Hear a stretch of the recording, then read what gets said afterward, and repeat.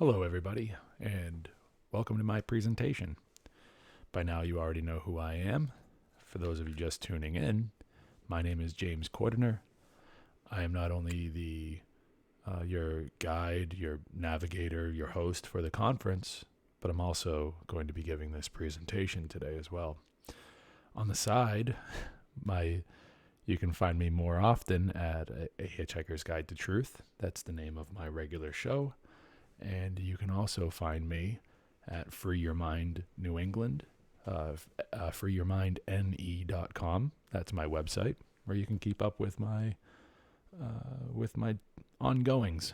So that's pretty much all I have to say for an intro to myself for my presentation here. So we're going to today be talking about ADHD.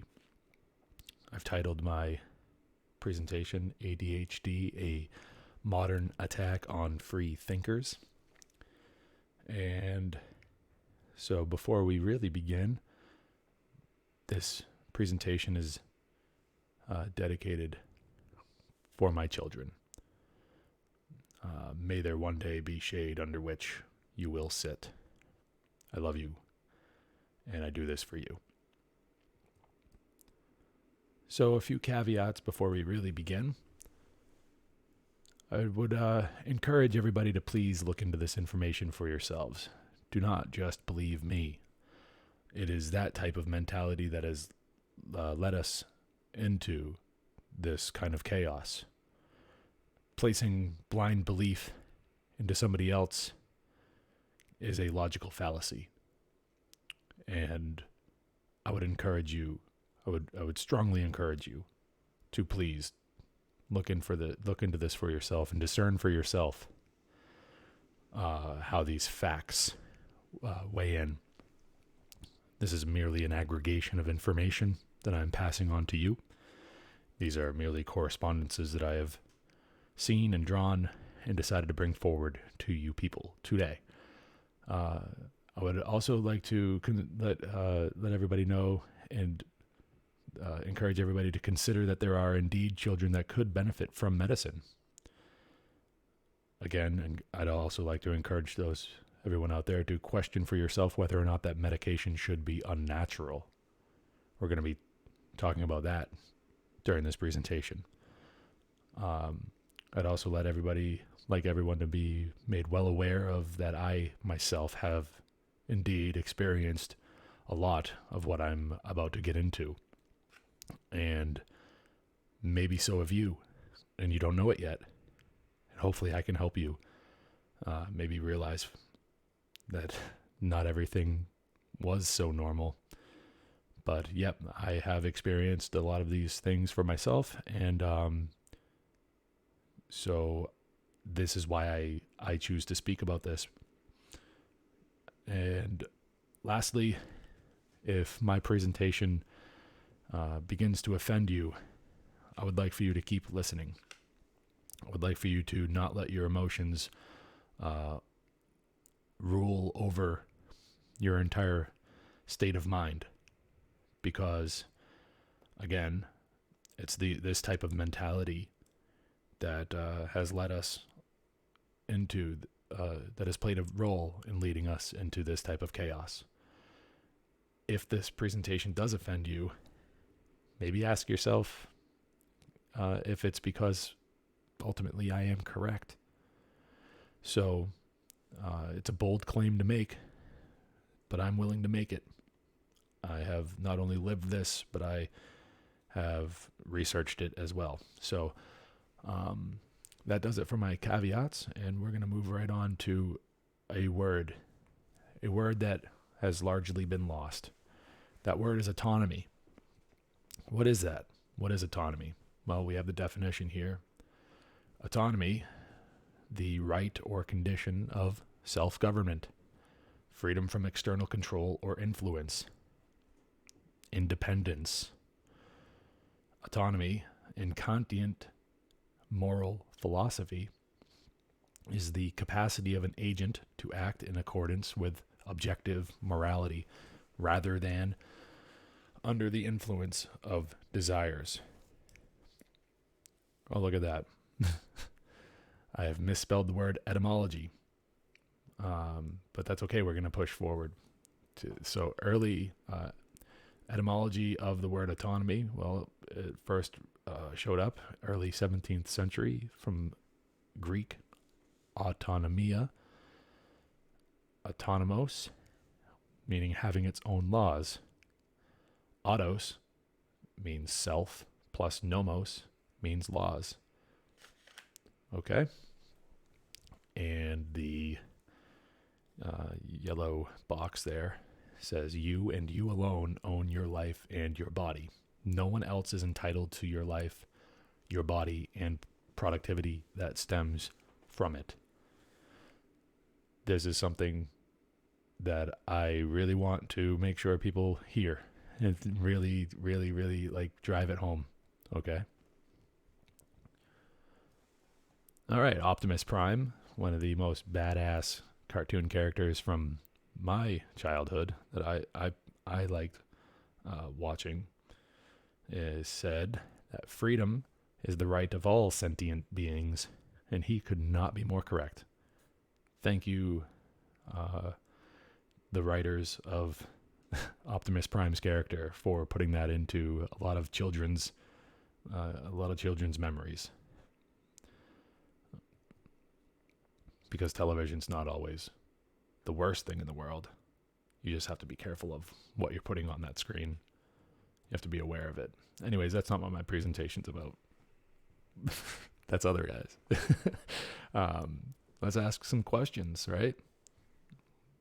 How else do we discover truth? So I would like everyone to ask, how does one become a free thinker? Also, how does one educate themselves? And what have they done with all the free thinkers? Who's they? Well, we abdicate a lot of responsibility onto entities that don't necessarily have to care about us, do we? So that's the big they. All right, let's take a look at this graphic here. It's quite popular. We have a right triangle with the trivium, the quadrivium, and the five senses. The five senses being the hypotenuse. And forgive me if I'm wrong or have this opposite of each other, but the trivium being the x-axis and the quadrivium being the y-axis. Anywho, this is how we can educate ourselves, by using the trivium, the quadrivium, and the five senses. But it doesn't just stop at the five senses. No, it goes a little further than that, and we will be talking about that as well. But I'd like to draw your attention to the trivium method of truth discovery. The word trivium simply means three ways, three paths. The trivium method is made up of three parts, and in order, the first part is knowledge. This is also known as the grammar stage. This is where we gather available information, the who, where, and when.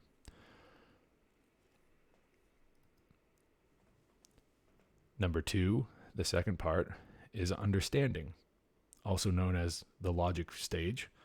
This is where we take the knowledge that we have gathered and we form how the facts fit together. We discover the why and the what. Number three is wisdom, also known as the rhetoric stage. This is where we show the proper use of the knowledge and understanding. This is where we demonstrate the how. A lot of people like to refer to it as input, which would be knowledge.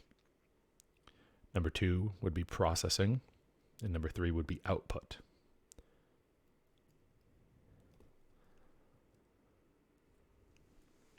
The trivium method of truth discovery assists in one's ability to learn how to think, while most education today will only tell one what to think.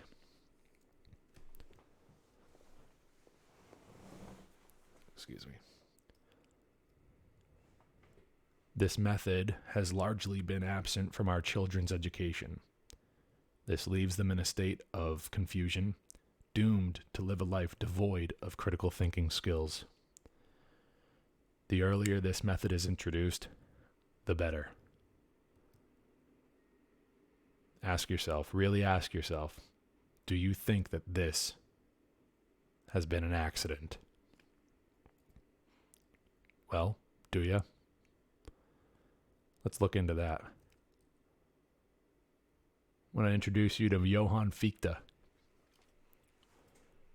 Shortly following an embarrassing defeat at the hands of Napoleon Bonaparte, Prussia, which is modern-day Germany, knew they were in trouble. Their soldiers were too busy thinking for themselves to stay on the battlefield. Something had to be done. This is where Johann Fichte comes in, a German nationalist. Ask yourself, does that sound familiar? Fichte wrote the Addresses to the German Nation in 1807, in which he urged that the nation form a new style of educating the population, one that would prevent further embarrassment of this nature. Further down the road of history, this Reformation would become known as the Prussian education model. Let's get to know Johann Fichte a little bit better, shall we? Johann Fichte said, education should aim at destroying free will, so that, after pupils have left school, they shall be incapable, for the rest of their lives, of thinking or acting otherwise than as their schoolmasters would have wished. Control freaks. Another quote from Johann Fichte give us a little insight into what type of person, if you can even refer to him as a person, he was. The schools must fashion the person and fashion him in such a way that he simply cannot will otherwise than what you wish him to will. Thank you, Johann. Take a little bit of a deeper look into the Prussian education model and how it's set up. The familiar three-tier system of education emerged in the Napoleonic era. One private tier, and two government ones. At the top, 0.5%, that's 0.5%, of the students attended Akademieschulen, where, as future policymakers, they learned to think strategically, contextually, in wholes. They learned complex processes and useful knowledge. They studied history, wrote copiously, argued often, read deeply, and mastered tasks of command. The next level, Realschulen, was intended mostly as a manufactory for the professional proletariat of engineers, architects, doctors, lawyers, career civil servants, and such other assistants as policy thinkers at times would require. From 5 to 7.5% of all students attended these real schools, learning in a superficial fashion how to think in context, but mostly learning how to manage materials, men, and situations, to be problem solvers. This group would also staff the various policing functions of the state, bringing order to the domain. And finally, at the bottom of the pile, a group between 92 and 94% of the population attended Volksschulen, or people's schools, where they learned obedience, cooperation, and correct attitudes, along with the rudiments of literacy and official state myths of history. So all in all, this is over 200 years ago that this was set up, but we can see the similarity between this and what we have today. Yes, this was brought to America. Let's take a closer look into how that happened. So coming to America, the Prussian education model. In 1819, John Grissom's book, A Year in Europe, highly praised the Prussian schools. Grissom was read and admired by none other than Thomas Jefferson and other leading Americans whose intellectual patronage drew admirers into the net. A little later on, in 1836, Calvin Stowe investigated public education in England and Europe, then subsequently published his Report on Elementary Instructions in Europe, in which he urged Ohio to follow the Prussian example of state-supported education and teacher training. The Ohio legislature ordered 8,500 copies of his report. That's one for every school district in the state at the time. Stowe's report to the Ohio legislature attesting to Prussian superiority was widely distributed across the country. The Ohio group mailed out 10,000 copies in legislatures and the legislatures of Massachusetts, Michigan, Pennsylvania, North Carolina, and Virginia, each reprinting and distributing copies of the document for themselves. Okay. In 1843, Horace Mann's seventh report to the Boston School Committee ranked Prussia as the first of all nations in education. He ranked England last. You know, Horace Mann was a lot more influential than that, but if I were to start getting into more of what he was capable of, we'd be here talking about just this all day. Compulsory, yet free. A little cognitive dissonance, little hypocrisy there. Following the introduction of the Prussian education model, many educationists in the United States advocated for the implementation of a similar structure. In 1848, following the influence of Horace Mann, Josiah Quincy, mayor of Boston and president of Harvard, declared that every child should be educated to obey authority. That would be state authority, to be exact. Because, you know, as parents, we kind of do, we do take liberties to kind of be an authority figure over our child for the sake of their safety. We'll get more into that in a little while. But by 1853, William C. Larrabee, the superintendent of public instruction of Indiana, he's also a Connecticut native, declared that school policy was to mold all people into one people with one common interest. In 1856, Jacob Abbott, a prominent and influential children's book author, had publicly declared that it was the duty of the teacher to lead the student to, quote, accept the existing government, end quote. So, you know, I know this is a long time ago, but this trend would carry on, getting worse and worse for the rest of the 19th century. By the turn of the 20th century, the compulsory education system in America had solidified tradition, systematically ripping free thought from children at the earliest of ages. However, no matter how hard they try, the inherent desire to exercise our free will prevails. This strikes fear into them, a fear that they will go to any lengths to quell. Trust me, they will. Oh, go back. Son of a bitch. So this brings us to the epidysgenics agenda. What is that? The epidysgenics agenda is designed to breed in willing slaves and eliminate resistant rebels, independent thinkers, and spiritually awakened beings. Individuals with a high reverence for resistance to the state, for true freedom, who place the highest value on personal responsibility and natural law, are being targeted and deliberately filtered out of society. By influencing the mass majority of females to be attracted to only specific characteristics in men who just happen to be the most fitting to perpetuate the system of human slavery. This tactic is being directly used to weaken and destroy target populations instead of improving them.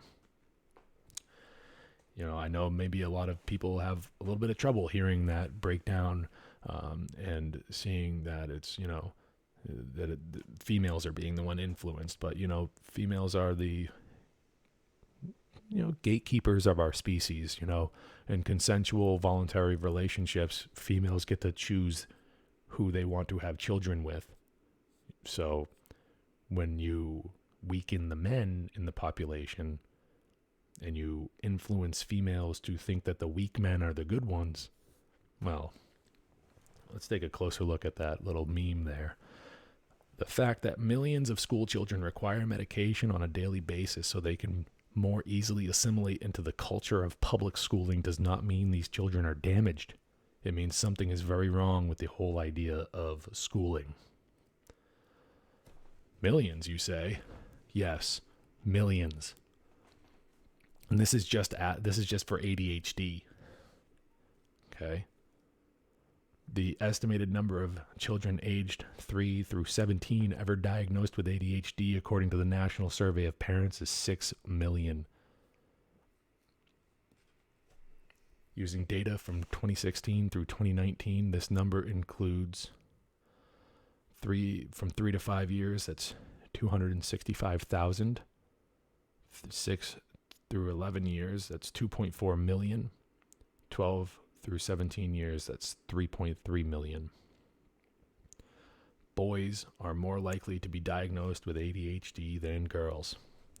So the amount of boys that were diagnosed is 13% of the boys in the survey, and 6% of the people in the survey were girls. So that's how these percentages break down, I believe. And then black non-Hispanic children and white non-Hispanic children are more often diagnosed with ADHD, 12% and 10% respectively, than Hispanic children, which is 8%, and Asian non-Hispanic children, which is 3%. Okay. Oh, sorry. I would like to just take a quick look at that, okay? The years there. 2003, 4.4 million. 2007, 5.5. Then another 4 years later, 6.4. Another 5 years after that, in 2016, we see a decline. Note that decline. The Cordiner scale. This is how they diagnose children with ADHD. When they diagnose children, this is largely used. The Cordiner's comprehensive behavior rating scale is used to better understand certain social, behavioral, and academic issues in children between 6 and 18 years of age. Like I just stated, it is often used to diagnose attention deficit hyperactive disorder, also known as ADHD. And to read the meme out loud, I'm becoming more convinced that those of us who struggled to listen at school were just instinctively tuning out the program. That's like what I said earlier about the fact that we have free will, and it is our desire, it's our purpose here to exercise that free will. And as children, that is what we're doing. We're exploring. Using our free will, we explore this reality. We explore reality. Okay? So let's take a little bit more careful attention to the Cordiner scale. The Cordiner CBRS, as it's more typically known, is suitable in assessing children from 6 to 18 years of age. There are 3 CBRS forms. One for the parents, one for the teacher, and one for the child. These forms ask questions that help screen for emotional, behavioral, and academic disorders. Together, they help create a comprehensive inventory of the child's behavior. The multiple choice questions range from how often does your child have trouble going to sleep at night, to how hard is it to focus on homework assignments. These forms are often distributed to schools, pediatric offices, and treatment centers to screen for ADHD. Cordiner's CBRS forms help diagnose children who may have otherwise been overlooked. They also help children understand the severity of their disorders.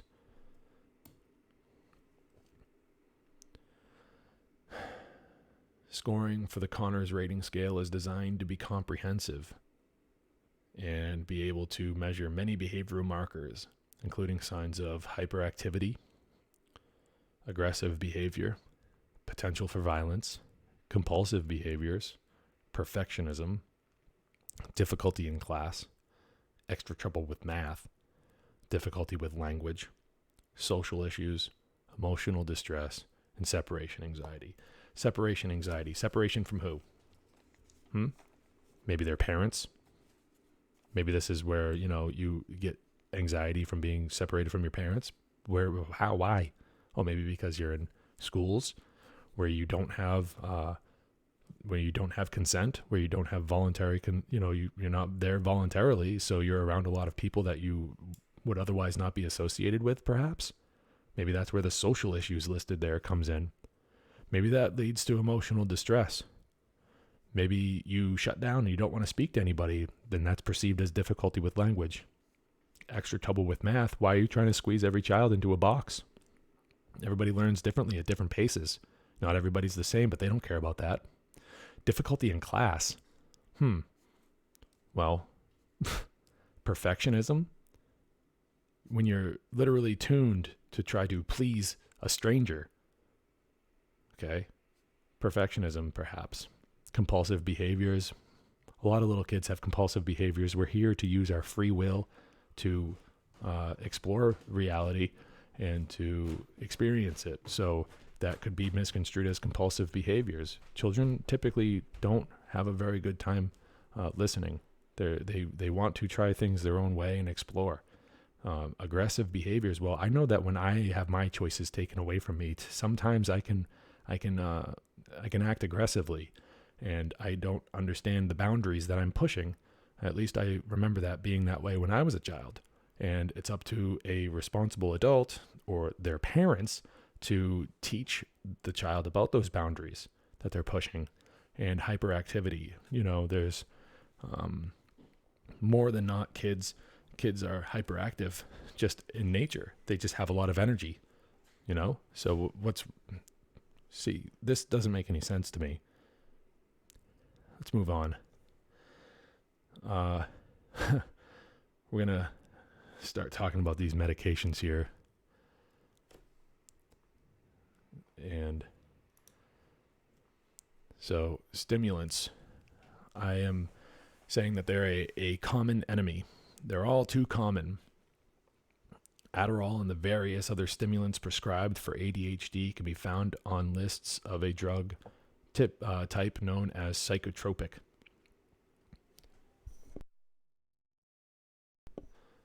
Let's take a look at what this word means.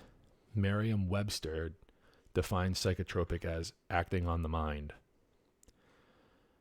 The etymology of words, though, gives us a closer look at the historical meaning of words and how they were built.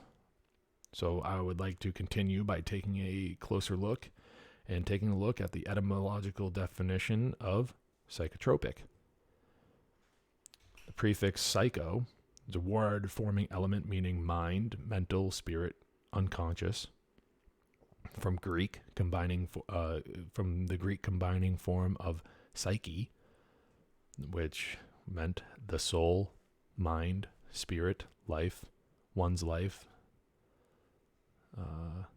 The invisible animating principle or entity which occupies and directs the physical body. Understanding the mind as the seat of thought, faculty of reason. And then the suffix tropic, from the Greek tropos, a turning, direction, or course, or from trepain, to turn. So, Merriam-Webster has it acting on the mind. If we look at it from the etymological root of the word, we could discern for ourselves. We could actually define the word a little bit differently. We could define the word as to turn the mind, to turn the unconscious, a turning of the unconscious. There's many different routes we could take with this word here, but we get the idea. So, I would actually like to take this opportunity to play a video clip, so we can kind of get a little bit of a glimpse into some of the comedy that has been used in the past, and a little bit of the, how would you say, like maybe a little bit of the revelation of the method. So without any further ado, I've prepared this video clip, and you'll all recognize the show that it's from. On the other side, we'll continue with the slideshow.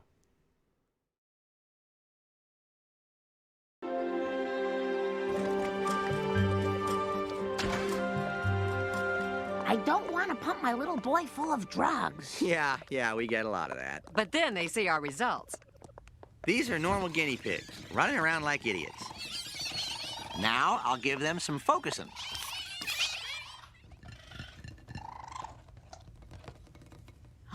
That's amazing and darling. Check this out. They become your slaves. Yes, but it's not about slavery. It's about helping kids concentrate. This pill reduces class clownism 44%. With 60% less sass mouth. The only thing more effective is regular exercise.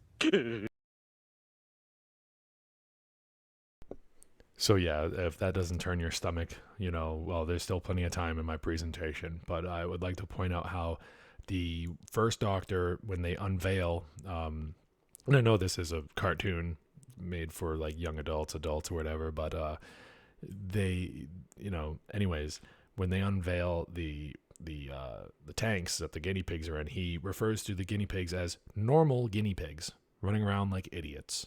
Okay, so they're perfectly normal. No, the guinea pigs are the children in this. So, then they spray them with drugs, and well, you just saw the rest. So that's exactly what is being done to our children. And so let's continue with the slideshow. I would like to bring everybody's attention to the No Child Left Behind Act of 2001. And maybe the older people watching this will be familiar with this, perhaps, I don't know, but this is definitely important information because it reveals a lot about why. The No Child Left Behind Act of 2001, it actually went into effect in 2003. Remember, in 2003, reported 4.4 million, and then the numbers kept going up. This act set requirements to have each school receive federal funding and to administer nationwide standardized testing of their students. This act also incentivized teachers to gain more control over the students in their classrooms because if students tested poorly, those schools could eventually have their entire staff replaced. If the AYP, which is adequate yearly progress, did not meet the mark enough years in a row, that school could even be shut down entirely.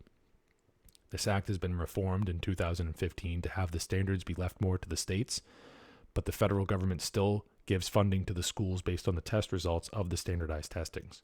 So you tell me, you're basically threatening these people's jobs. This says teachers are incentivized to get their students to sit down and shut up and take the lesson and perform the tests. And if the students don't do that, well, those teachers could lose their jobs. I know teachers don't make a lot of money as it is, but what they don't make in money, they make up for in the control freak mentality that they have. And I'm telling you right now that when you have a group of teachers, when you have a group of people in an institution like the government schools, and they have the ability to take a test and fill out a form that could say that your child has what they're deeming a mental disorder, and they can do that to get them on drugs, to put them in the classrooms, just like in that cartoon. Why do you think they use the puppet and it looks like a teacher and all the gerbils are sitting at desks and Homer sits there and goes, "They become your slaves." She goes, but it's not about slavery. Yes, it is about slavery. It's all about slavery. Stimulants, a common enemy. Excuse me. Although a wide variety of differing stimulant formulas were concocted for combating ADHD, Adderall emerged as the preferred drug among doctors and users. It was created largely by combining amphetamine salts, four amphetamine salts to be exact. We're going to look at some of the ingredients later. Additionally, the use of the drug quintupled. That's 5 times between 1995 and 2008. As a direct result of the surge in legal supplies of the medication, there was a simultaneous rise in its non-medical and recreational use, particularly among high school and college students in highly competitive academic environments. It's surrounding academics yet again. Let's look at this chart. 2002, 2003, right after 2003. Again, the numbers skyrocket. Billions. That's measured in billions. Billion. Billion. By 2012, I know this is not up to date, but this is the best I could find. By 2012, it looks about almost $8.5 to $9 billion in U.S. prescription stimulant sales. You still think it's about health? You're kidding yourself if you think it's about health. And here's why. The word Adderall was invented out of a phrase by the person that ran the pharmaceutical company that adopted the drug Obitrol, which was around since the 70s. The FDA never approved it, and then they rebranded it Adderall, and so they could approve it. Okay, and then they repurposed it because that's why it didn't get approval under the previous use of the drug. It was supposed to be for diets, and now, because, this is all in 1996. ADD for all. It's supposed to be all-inclusive. It's supposed to be inclusive. This is out in the open, if you just looked. Let's look in to see some of the things that they might be burying a little bit about Adderall. Adderall is also known, Adderall is also known to be a dopamine agonist. Yeah, this is a major problem.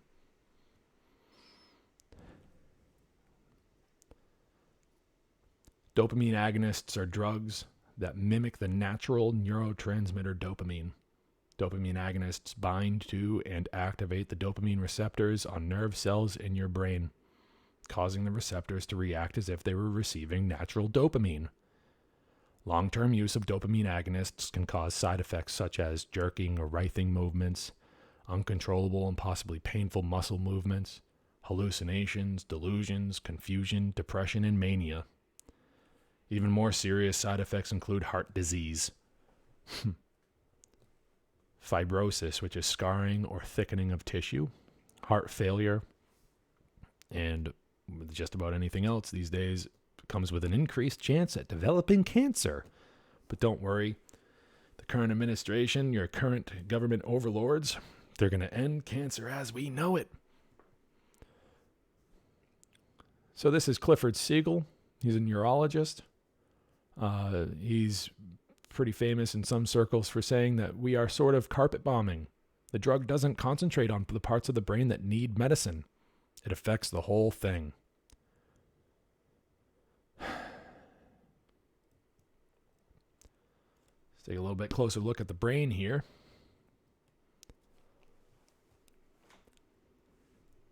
It's a chart of the brain, the telencephalon.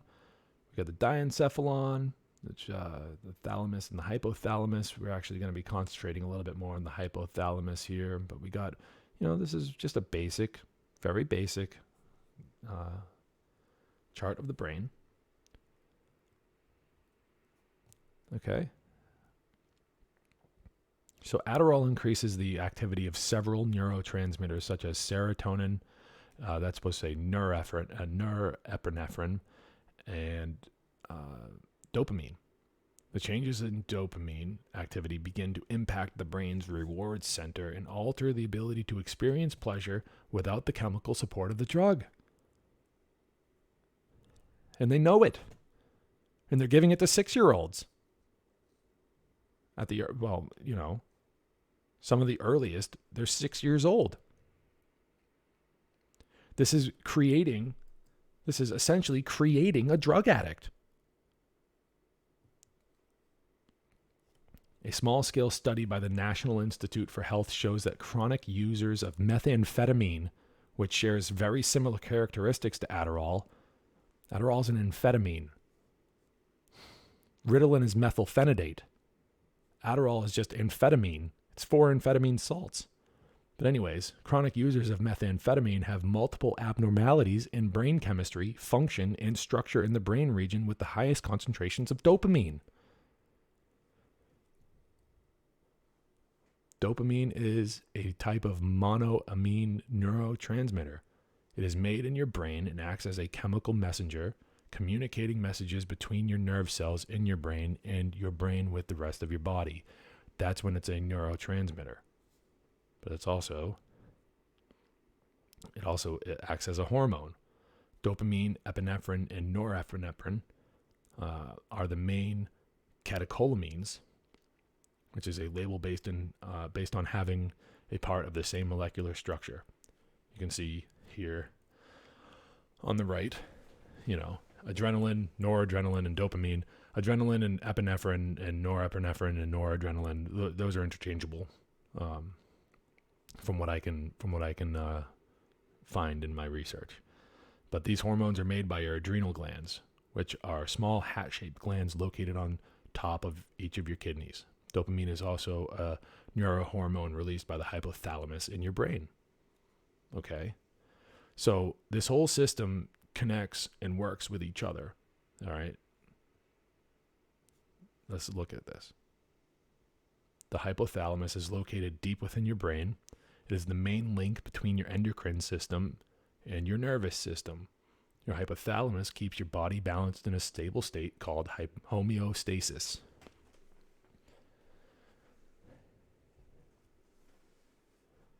Symptoms of hypothalamus dysfunction correspond to the type of hormones involved and if that hormone level is too high or too low. Some symptoms of hypothalamus dysfunction are high blood pressure or low blood pressure, water retention or dehydration, weight fluctuations without change of diet, infertility, poor bone health, delayed puberty, muscle loss and weakness, body temperature fluctuations, trouble sleeping, and frequent need to pee. Well, anyone out there that's been on Adderall for more than 5 minutes can tell you about the frequent need to pee. They can tell you about feeling dehydrated, getting cotton mouth and stuff like that. Water retention and frequent need to pee.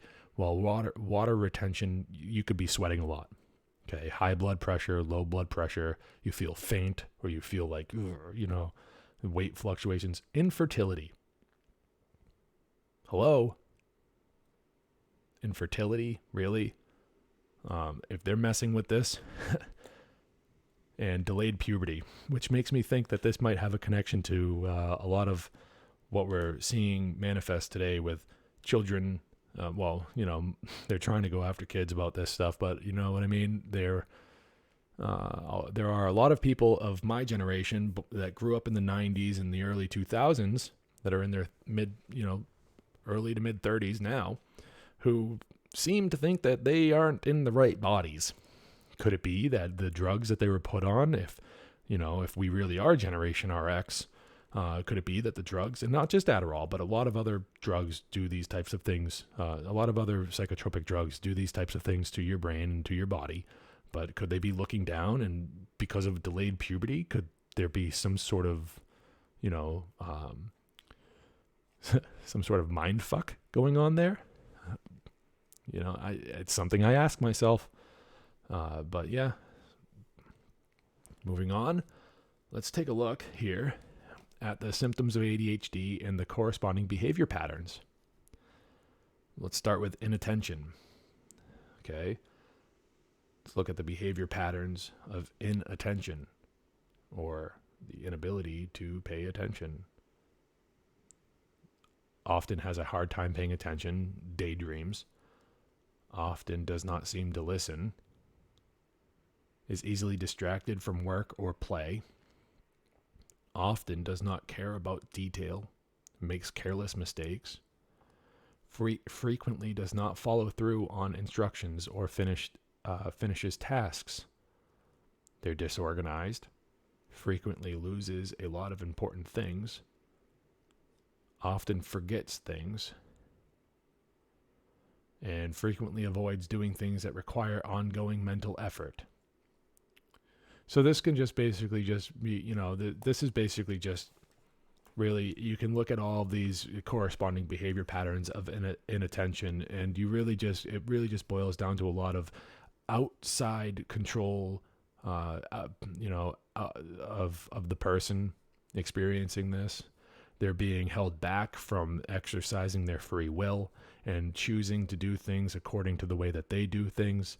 Often does not seem to listen, daydreams, has hard time paying attention. Well, maybe you're asking them to pay attention to things that they're not interested in. You know, I know that for myself, things that I am very highly interested in, they do deserve my attention, and I do follow through on those things. Disorganization, that's just a point of view. My disorganized mess that you might see is actually very organized to me, and it's not dirty. It's just a little, a little scattered. Not a big deal. Frequently does not follow through on instructions or finishes tasks. Well, that's just basically just, that's a control structure there. That's outside authority.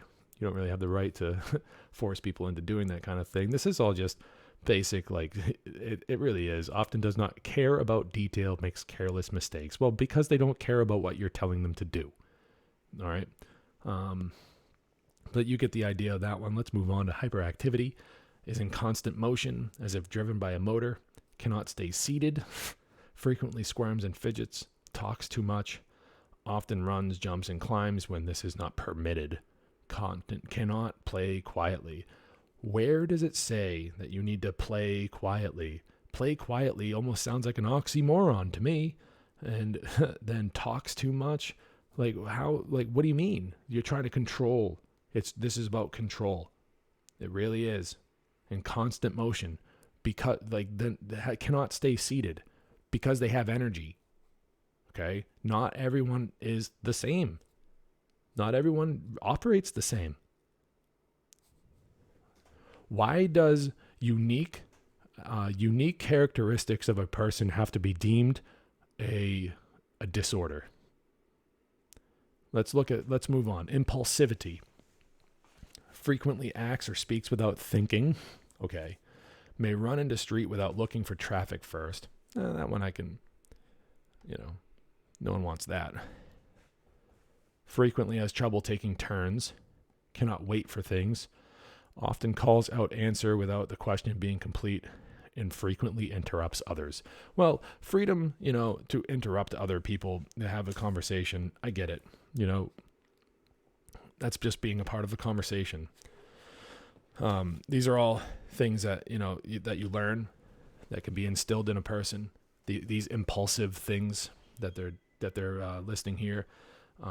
These are all things that with some effort can be taught to a child, if we're even speaking about a child. But let's, just remember that a lot of the people that are diagnosed with this, quote, disorder are very young. So, they're still learning. We can't expect them to just, come out and then go into the world and just acquire these skills and just, what's the word? To just be assimilated into this type of culture. So, frequently interrupting others, they're just pushing boundaries, exploring conversations, exploring interactions with people, cannot wait for things. I mean, hey, when you're excited, do you really want to sit there and wait? We're just looking at all of this, and, some of this is like, it's etiquette where, if this is the type of stuff that you want a person to do, you instill these values into somebody really young, frequently acts or speaks without thinking. I mean, how can you be in their head? How do you know they're not thinking? Especially if it's a little kid, they're thinking, they're just not thinking, they're just not able to really communicate their thoughts to you, perhaps. May run into the street without looking for traffic first. Look after your kids. Okay. That's all I got to say about that. Let's move on. That's a big slide. This is where we really start getting into the heart of the matter here. And start asking, what could be causing this behavior? Many children have been left to experience large amounts of abandonment issues caused by their parents falling prey to the current social order in which they have grown accustomed to. stay tuned. Don't turn this off if this is offending you as a parent. A child lacks the life experience to communicate their true needs to the parents. In the absence of the parent fulfilling the needs of the child, these behaviors are likely to manifest. Let's take a look at what these types of abandonment look like. Well, let's start. Physical abandonment does not only mean the idea of leaving a child behind, never to see them again. In the modern day, people have a lot of trouble coping with the fact that sending a child to public schools is a form of abandonment, physical abandonment. They are your children. They are your responsibility. With physical abandonment comes the other forms of abandonment by default. Next, let's take a little look at emotional abandonment. Emotional abandonment involves not only the absence of emotional availability on the part of the parent, but also the lack of educating the child on how to manage their emotions through various breathing techniques and using their voice to describe how they are feeling. This takes place on a personal level. So emotional availability on the part of the parent, like this is where you lead by example. Okay? For better or worse, you lead by example. And I would also like to encourage people to, take the liberty of replacing the word parent here with maybe even guardian, because all is fair in the modern day. All right. We're not all with our biological parents, and I have a lot of respect for those that take on the immense responsibility of raising a child that you did not bring into this world. There's a lot of love in that situation, so my hat's off to you if that is you. My hat's off to the biological parents out there as well, taking responsibility for their kids. So anyways, moving on. Not moving on. So the emotional availability, so lead by example. Okay. And then coach your child, that, you get to know your child. You get to recognize their patterns. You get to know them on a personal level. They're just little people. Okay. They're little people with very little experience in reality, very little experience with their bodies and with their minds. So it's up to us to raise them, to lift them up, to be the wind under their wings, and to coach them into being conscious and into being a good person. And part of that coaching is to get to know them as they are and who they are, and to recognize their emotions. This is where our experience as older people comes into play. And you ask questions. You see them clenching their fists or crying, whatever, and you talk to them. It's a parenting class, folks. I'm just kidding. So the next form of abandonment is spiritual abandonment. And this comes from the lack of connection to nature that is being thrust upon many children in the world today. Again, this is largely due to the involvement of public schools and the idea that in order to be spiritual, you must be religious in the traditional sense of the word. So we know that they don't bring religion into schools. They don't do that type of stuff. And part of spirituality, there's a large connection between spirituality and religion. So they don't really do these types of teachings in schools.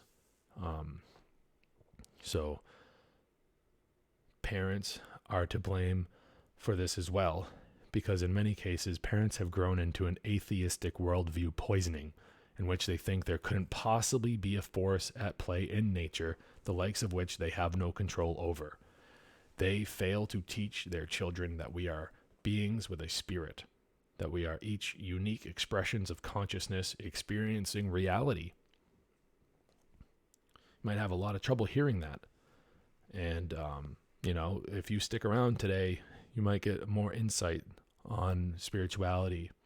But yeah, So we're going to move on from that now. And I would just like to, talk to people about their diets, and I don't have enough time to really get into as much of the dietary stuff as I would like to. And in fact, like, to be completely honest, I'm not even the person that could tell you the most and to be as accurate about this as I would like to be. But I would like to just shed some light on a couple of things here. In 2011, the FDA said that synthetic food dyes are not harmful in our foods. However, research has shown that they can cause ADHD-like symptoms and that some children are particularly sensitive to them. According to a 2021 report from the state of California, research does indicate that children who consume synthetic food dyes, including Red 40, can experience hyperactivity and other neurobehavioral issues.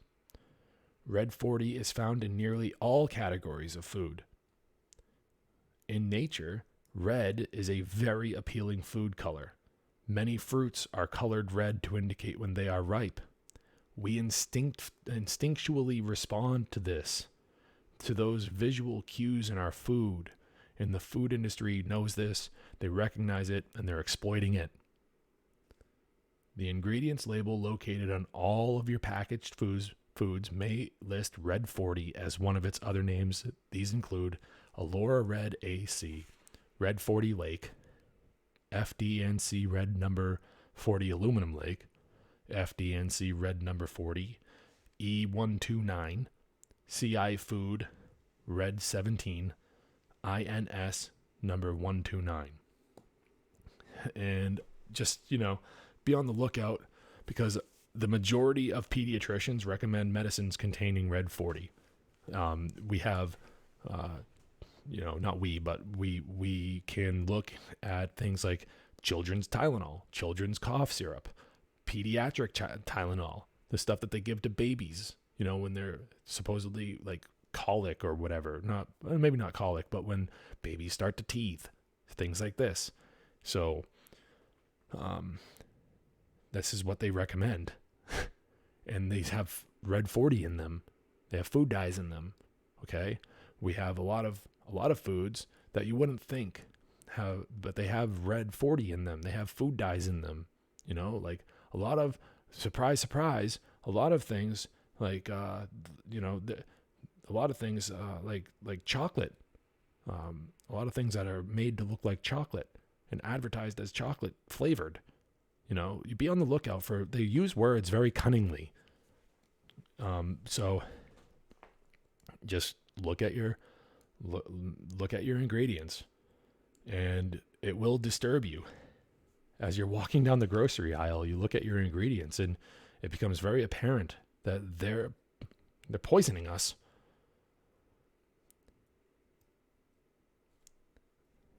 This is very disturbing.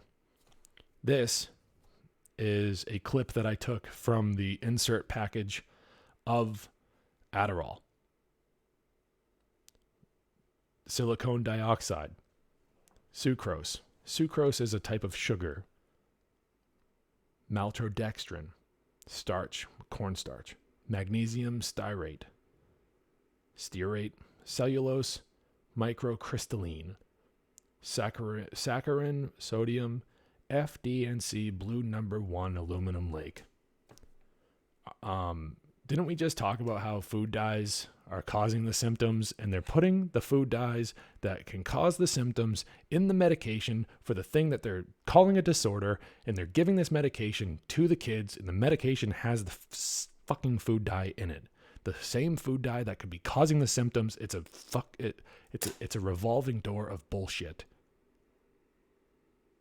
I'm sorry for using this language, but this is the type of language in Parrhesia that needs to be used to get through to you people out there that are hearing this, that might need to hear it and get some tough love. And if you're sitting out there and you're thinking to yourself that, a little bit or whatever, no, these things compound and they stack up on top of each other when you're eating it, and it's in almost everything that you eat, all the things that you're giving your kids, the cereals, the candies, the pudding, the popsicles, everything.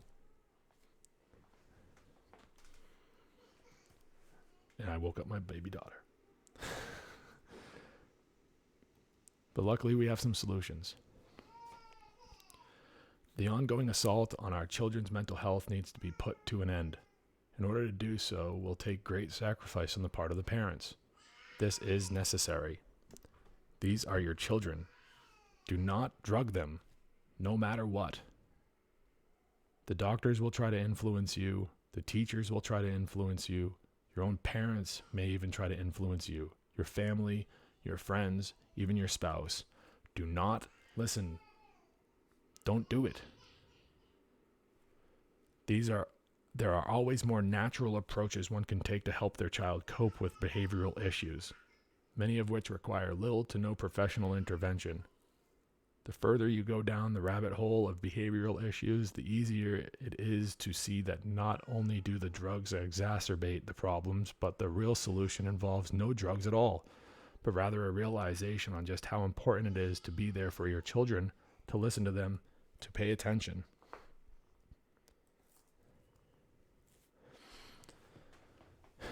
If your child is on psychotropic drugs right now, I would suggest that you call your doctor ASAP and move to getting them off the drugs.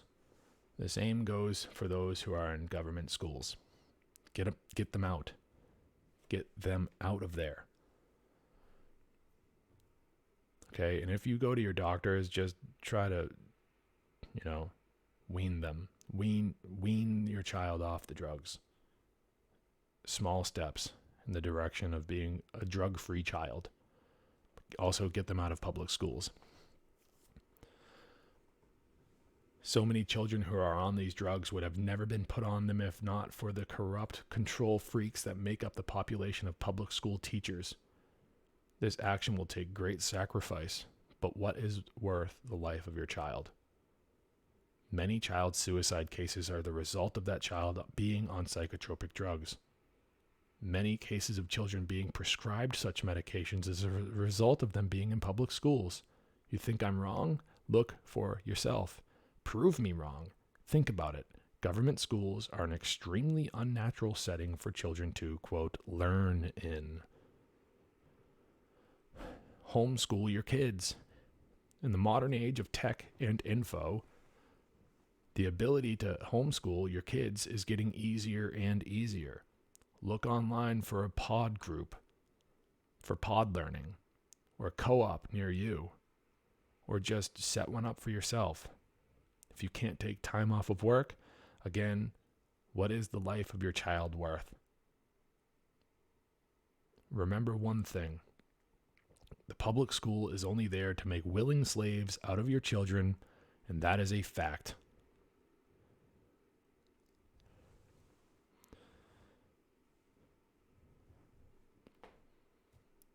The prescription of psychotropic drugs to children is a clear violation of their natural law of rights. They cannot consent to these drugs. They cannot understand the long-term side effects of these drugs. No matter how hard you try to explain, you have no right to do this to your children. Stop it. Thank you very much. My name is James Cordiner. You can find more from me at A Hitchhiker's Guide to Truth. Come check out my website, Free Your Mind New England. It's freeyourmindne.com. And this has been my presentation, ADHD, a modern attack on free thinkers. Thank you very much to the rest of the speakers at the conference. And I hope you guys all stick around. Agape.